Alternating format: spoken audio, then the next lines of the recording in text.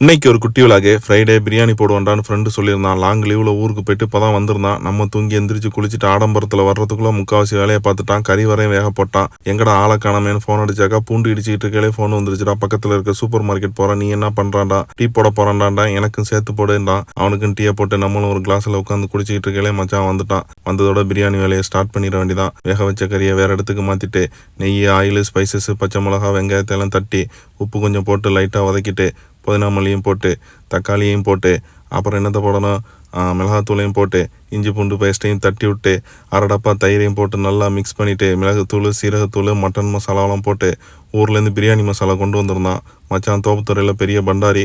இவன் புழங்காத சட்டியே இல்லைன்னு கூட சொல்லலாம்.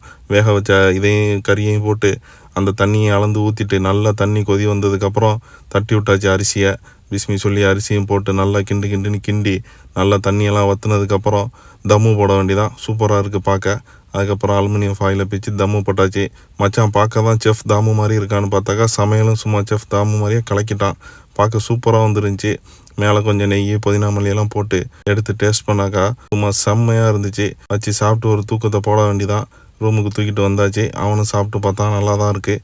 எடுத்து வச்சுட்டு ரைத்தா கொஞ்சம் ரெடி பண்ணியிருந்தோம். அதையும் வச்சு வெள்ளிக்கிழமை மட்டனை, சோறு, ரைத்தா வச்சு சாப்பிட்டா சும்மா அப்படி தான் இருந்துச்சு. மீண்டும் வேற ஒரு வீடியோவில் சந்திப்போம். பாய்.